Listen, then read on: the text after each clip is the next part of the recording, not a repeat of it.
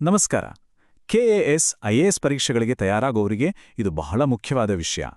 ಬನ್ನಿ, ಇವತ್ತು ನಾವು ವಿಜಯನಗರ ಸಾಮ್ರಾಜ್ಯವನ್ನ ಕೇವಲ ಕಥೆಯಾಗಿ ನೋಡೋದು ಬೇಡ. ಬದಲಿಗೆ ಒಂದು ಸಾಮ್ರಾಜ್ಯವನ್ನ ಉತ್ತುಂಗಕ್ಕೆ ಕೊಂಡೊಯ್ದ ಆ ಸಿದ್ಧಾಂತಗಳು, ಆ ವ್ಯವಸ್ಥೆಗಳು ಯಾವುವು ಅಂತ ವಿಶ್ಲೇಷಣೆ ಮಾಡೋಣ. ಅಷ್ಟೇ ಅಲ್ಲ, ಯಾವ ಸಿಸ್ಟಮ್ ಅದನ್ನ ಕಟ್ಟಿತ್ತೋ ಅದೇ ಸಿಸ್ಟಮ್ ಅದರ ಅಂತ್ಯಕ್ಕೆ ಹೇಗೆ ಕಾರಣವಾಯಿತು ಅಂತನೂ ನೋಡೋಣ. ಅಷ್ಟಕ್ಕೂ ಯಾವುದೇ ಒಂದು ಸಾಮ್ರಾಜ್ಯದ ಯಶಸ್ಸಿನ ಹಿಂದಿನ ರಹಸ್ಯ ಏನು? ಇವತ್ತಿನ ನಮ್ಮ ಈ ಚರ್ಚೆಯನ್ನ ಇದೇ ಒಂದು ದೊಡ್ಡ ಪ್ರಶ್ನೆಯೊಂದಿಗೆ ಶುರು ಮಾಡೋಣ. ಇದು ಕೇವಲ ಇತಿಹಾಸದ ಪಾಠ ಅಷ್ಟೇ ಅಲ್ಲ, ಬದಲಿಗೆ ಪವರ್ ಅಂದ್ರೆ ಏನು, ಅದು ಹೇಗೆ ಕೆಲಸ ಮಾಡುತ್ತೆ ಅನ್ನೋದರ ಒಂದು ಆಳವಾದ ನೋಟ. ಸರಿ, ಹಾಗಿದ್ರೆ ಇವತ್ತು ನಾವು ಏನೆಲ್ಲ ನೋಡ್ತೀವಿ ಅಂದ್ರೆ, ಮೊದಲು ಅವರ ಆಡಳಿತದ ಅಡಿಪಾಯ, ಆಮೇಲೆ ಆರ್ಥಿಕತೆ ಮತ್ತು ಸಮಾಜ, ಆನಂತರ ಅವರ ಕಲೆ ಮತ್ತು ಸಂಸ್ಕೃತಿಯ ವೈಭವ, ಕೊನೆಗೆ ಸಾಮ್ರಾಜ್ಯದ ಪತನಕ್ಕೆ ಕಾರಣಗಳೇನು ಅಂತ ನೋಡಿ ಒಂದು ಸಣ್ಣ ಸಾರಾಂಶದೊಂದಿಗೆ ಮುಗಿಸೋಣ.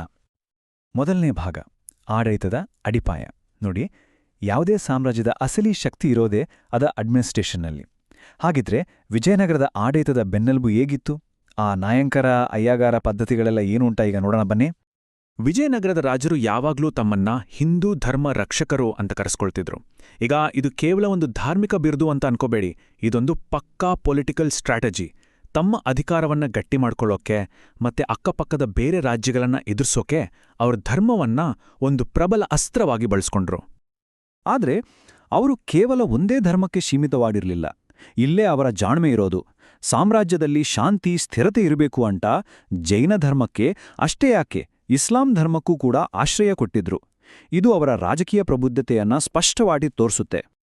ಈಗ ಬರೋಣ ಅವರ ಅಡ್ಮಿನಿಸ್ಟ್ರೇಷನ್ನ ಒಂದು ಮಾಸ್ಟರ್ ಸ್ಟ್ರೋಕ್ಗೆ. ಅದೇ ನಾಯಂಕರ ಪದ್ಧತಿ. ಸರಳವಾಗಿ ಹೇಳೋದಾದ್ರೆ ಇದೊಂದು ಫ್ಯೂಡಲ್ ಸಿಸ್ಟಮ್ ತರ. ರಾಜ ಏನ್ ಮಾಡ್ತಿದ್ದ ಅಂದ್ರೆ, ತನ್ನ ಸೇನಾ ಮುಖ್ಯಸ್ಥರಿಗೆ ಅಂದ್ರೆ ನಾಯಕರಿಗೆ ಭೂಮಿ ಕೊಡ್ತಿದ್ದ. ಅದಕ್ಕೆ ಪ್ರತಿಯಾಗಿ ಆ ನಾಯಕರು ರಾಜನಿಗೆ ಸೈನಿಕರನ್ನ ಮತ್ತು ವಾರ್ಷಿಕವಾಗಿ ಹಣ ಅಥವಾ ಕಾಣಿಕೆಯನ್ನ ಕೊಡಬೇಕಿತ್ತು. ಎಂತ ಅದ್ಭುತ ಐಡಿಯಾ ಅಲ್ವಾ? ಇದರಿಂದಲೇನೆ ವಿಜಯನಗರಕ್ಕೆ ಅಷ್ಟು ದೊಡ್ಡ ಸೈನ್ಯವನ್ನ ಮೇಂಟೈನ್ ಮಾಡೋಕೆ ಆಗ್ತಿತ್ತು. ಆದರೆ ಕಥೆಯಲ್ಲಿ ಇಲ್ಲೊಂದು ಟ್ವಿಸ್ಟ್ ಇದೆ. ವಿಜಯನಗರದ ಅತಿದೊಡ್ಡ ಶಕ್ತಿಯೇ ಅದರ ಅತಿದೊಡ್ಡ ವೀಕ್ನೆಸ್ ಕೂಡ ಆಗಿತ್ತು. ಹೇಗೆ ಅಂತೀರಾ? ನೋಡಿ, ಕೃಷ್ಣದೇವರಾಯನ ಹಾಗೆ ಸ್ಟ್ರಾಂಗ್ ರಾಜ ಇದ್ದಾಗ ಈ ಸಿಸ್ಟಮ್ ಸೂಪರ್ ಆಗಿ ವರ್ಕ್ ಆಗ್ತಿತ್ತು. ಆದರೆ ಯಾವಾಗ ಕೇಂದ್ರದಲ್ಲಿ ರಾಜ ದುರ್ಬಲ ಆಗ್ತಾನೋ ಆಗ ಇದೇ ನಾಯಕರು ನಾವೇ ರಾಜ ಅಂತ ಸ್ವತಂತ್ರರಾಗೋಕೆ ಶುರು ಮಾಡಿದ್ರು. ಕೊನೆಗೆ ಇದೇ ಸಾಮ್ರಾಜ್ಯ ಒಡೆಯೋಕೆ ಒಂದು ಮುಖ್ಯ ಕಾರಣವಾಯಿತು. ಅಡ್ಮಿನಿಸ್ಟ್ರೇಷನ್ ಅಂದ್ರೆ ಬರೀ ರಾಜಧಾನಿ ಮಟ್ಟದಲ್ಲಿ ಅಲ್ಲ, ಹಳ್ಳಿಗಳ ಮಟ್ಟದಲ್ಲೂ ವಿಜಯನಗರದ್ದು ಒಂದು ಪಕ್ಕಾ ಸಿಸ್ಟಮ್ ಇತ್ತು. ಅದೇ ಅಯ್ಯಗಾರರ ಪದ್ಧತಿ. ಒಂದು ಊರನ್ನ ನೋಡ್ಕೊಳಕ್ಕೆ 12 ಅಧಿಕಾರಿಗಳ ಒಂದು ಟೀಮ್ ಇರ್ತಿತ್ತು. ಇವರು ಹಳ್ಳಿಯ ಎಲ್ಲಾ ವ್ಯವಹಾರಗಳನ್ನ ನೋಡ್ಕೊಳ್ತಿದ್ರು. ಇದರಿಂದ ಇಡೀ ಸಾಮ್ರಾಜ್ಯಕ್ಕೆ ಒಂದು ಗ್ರಾಸ್ ರೂಟ್ಸ್ ಲೆವೆಲ್ ಸ್ಟೆಬಿಲಿಟಿ ಸಿಕ್ತಿತ್ತು.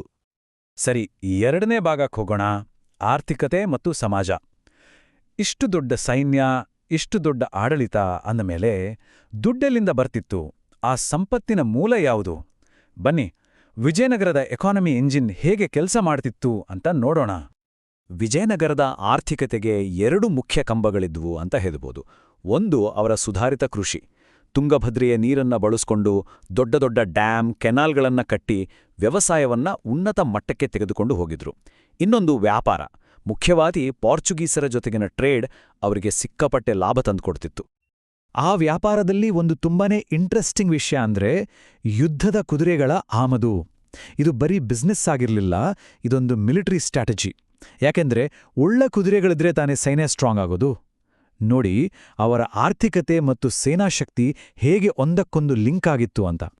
ಆ ಕಾಲದಲ್ಲಿ ಬಂದಿದ್ದ ಪರ್ಷಿಯನ್ ಪ್ರವಾಸಿ ಅಬ್ದುಲ್ ರಜಾಕ್ ಏನಂತಾನೆ ಗೊತ್ತಾ? ಈ ನಗರ ಎಂಥದ್ದು ಅಂದ್ರೆ ನನ್ನ ಕಣ್ಣುಗಳು ಕೂಡ ಇಂಥ ಒಂದು ಜಾಗವನ್ನ ಹಿಂದೆಂದೂ ನೋಡಿಲ್ಲ ಅಂತ. ಅವನ ಈ ಒಂದು ಮಾತಲ್ಲೇ ಗೊತ್ತಾಗತ್ತೆ ವಿಜಯನಗರ ಎಷ್ಟು ಶ್ರೀಮಂತವಾಗಿತ್ತು, ಎಷ್ಟು ವೈಭವದಿಂದ ಕೂಡಿತ್ತು ಅಂತ.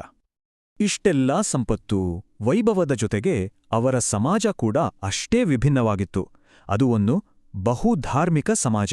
ಹಿಂದೂಗಳು, ಜೈನರು, ಮುಸ್ಲಿಮರು ಎಲ್ಲರೂ ಒಟ್ಟಾಗಿ ಬಾಳುತ್ತಿದ್ದರು.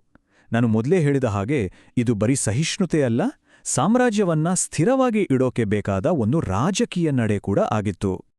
ಮುಂದಿನ ಭಾಗ, ಕಲೆ ಮತ್ತು ಸಾಂಸ್ಕೃತಿಕ ವೈಭವ.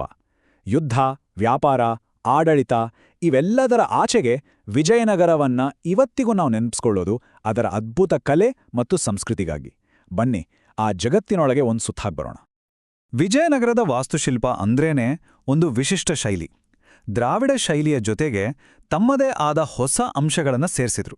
ಉದಾಹರಣೆಗೆ, ಈ ಸುಂದರವಾದ ಕೆತ್ತನೆಗಳಿಂದ ತುಂಬಿದ ಕಲ್ಯಾಣ ಮಂಟಪಗಳು, ಆಮೇಲೆ ಒಂದೇ ಕಲ್ಲಿನಲ್ಲಿ ಕೆತ್ತಿದ ಕಂಬಗಳು, ಮತ್ತೆ ದೇವಸ್ಥಾನದ ಪ್ರವೇಶದ್ವಾರದಲ್ಲಿ ಎತ್ತರವಾಗಿ ನಿಂತಿರೋ ಈ ರಾಯಗೋಪುರಗಳು, ಇವೆಲ್ಲ ಅವ್ರದೇ ಆದ ಒಂದು ಸಿಗ್ನೇಚರ್ ಸ್ಟೈಲ್.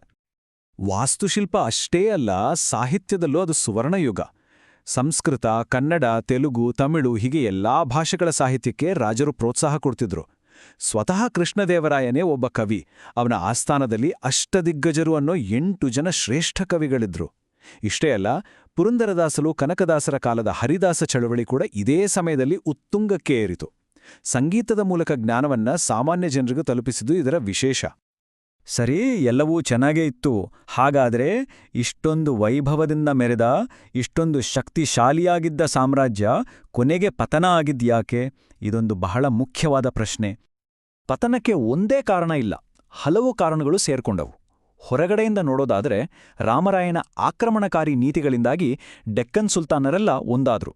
ಅದರ ಪರಿಣಾಮವೇ 1565ರ ತಾಳಿಕೋಟೆ ಕದನ ಮತ್ತು ಅದರಲ್ಲಿ ವಿಜಯನಗರಕ್ಕೆ ಆದ ಹೀನಾಯ ಸೋಲು. ಆದರೆ ಅದೇ ಸಮಯದಲ್ಲಿ ಒಳಗಡೆಯಿಂದ ನಾವು ಆಗ್ಲೇ ಮಾತಾಡಿದ ನಾಯಂಕಾರ ಪದ್ಧತಿಯೇ ಸಾಮ್ರಾಜ್ಯವನ್ನ ಟೊಳ್ಳು ಮಾಡ್ತಿತ್ತು. ಹೀಗೆ ಒಳಗಿನ ಮತ್ತು ಹೊರಗಿನ ಒತ್ತಡ ಎರಡೂ ಸೇರಿ ಸಾಮ್ರಾಜ್ಯ ಕುಸಿತು. ಹಾಗಿದ್ರೆ ಇಲ್ಲಿ ನಾವು ಅರ್ಥ ಮಾಡ್ಕೋಬೇಕಾದ ಮುಖ್ಯ ಸಿದ್ಧಾಂತ ಏನ್ಗೊತ್ತಾ? ವಿಜಯನಗರದ ಅಂತ್ಯಕ್ಕೆ ತಾಳಿಕೋಟೆ ಯುದ್ಧ ಒಂದೇ ಕಾರಣ ಅಲ್ಲ. ಯಾವ ಒಂದು ಆಡಳಿತ ವ್ಯವಸ್ಥೆ ಅಂದ್ರೆ ಆ ನಾಯಂಕರ ಪದ್ಧತಿ ಸಾಮ್ರಾಜ್ಯವನ್ನ ಕಟ್ಟೋಕೆ ಸಹಾಯ ಮಾಡಿತೋ ಅದೇ ವ್ಯವಸ್ಥೆ ಕಾಲಕ್ರಮೇಣ ಅದರ ದೌರ್ಬಲ್ಯವಾಗಿ ಅದರ ಪತನಕ್ಕೂ ಕಾರಣವಾಯಿತು. ಸರಿ, ಹಾಗಿದ್ರೆ ಇಡೀ ಚರ್ಚೆಯ ಪ್ರಮುಖ ಸಾರಾಂಶ ಏನು? ಒಂದ್ಸಲ ಕ್ವಿಕ್ ಆಗಿ ನೋಡೋಣ. 3 ಮುಖ್ಯ ಪಾಯಿಂಟ್ಸ್ ನೆನ್ಪಿಟ್ಕೋಬೇಕು. ಮೊದಲನೇದು, ಅವರ ಆಡಳಿತ ಒಂದು ಇಬ್ಬಾಯಿ ಕತ್ತಿ ಥರ ಇತ್ತು. ನಾಯಂಕರ ಪದ್ಧತಿ ಮಿಲಿಟರಿ ಶಕ್ತಿ ಕೊಡ್ತು, ಆದರೆ ಕೊನೆಗೆ ಸಾಮ್ರಾಜ್ಯ ಒಡೆಯೋಕ್ಕೂ ಕಾರಣವಾಯಿತು. ಎರಡನೇದು, ಅವರ ಆರ್ಥಿಕತೆ ನಿಂತಿದ್ದೇ ಸುಧಾರಿತ ಕೃಷಿ ಮತ್ತೆ ಆಯಕಟ್ಟಿನ ಅಂತಾರಾಷ್ಟ್ರೀಯ ವ್ಯಾಪಾರದ ಮೇಲೆ. ಮೂರನೇದು, ಅವರ ಸಾಂಸ್ಕೃತಿಕ ಪರಂಪರೆ, ಅಂದ್ರೆ ಅದ್ಭುತವಾದ ವಾಸ್ತುಶಿಲ್ಪ ಮತ್ತೆ ಎಲ್ಲಾ ಭಾಷೆಗಳ ಸಾಹಿತ್ಯಕ್ಕೆ ಕೊಟ್ಟ ಪ್ರೋತ್ಸಾಹ. ಕೊನೆಯದಾಗಿ ಒಂದು ಪ್ರಶ್ನೆಯೊಂದಿಗೆ ಇದನ್ನ ಮುಗಿಸೋಣ. ಅಷ್ಟಕ್ಕೂ ವಿಜಯನಗರದ ಶಕ್ತಿಯ ಮೂಲ ಯಾವುದಾಗಿತ್ತೋ ಅದೇ ಕೊನೆಗೆ ಅದರ ಸಾವಿಗೂ ಕಾರಣವಾಯ್ತಾ? ಬಹುಶಃ ಯಾವುದೇ ಒಂದು ಸಾಮ್ರಾಜ್ಯದ ಶಕ್ತಿ ಮತ್ತು ದೌರ್ಬಲ್ಯ ಎರಡೂ ಒಂದೇ ನಾಣ್ಯದ 2 ಮುಖಗಳಿದ್ದಾಗೆ. ಯೋಚಿಸಿ ನೋಡಿ.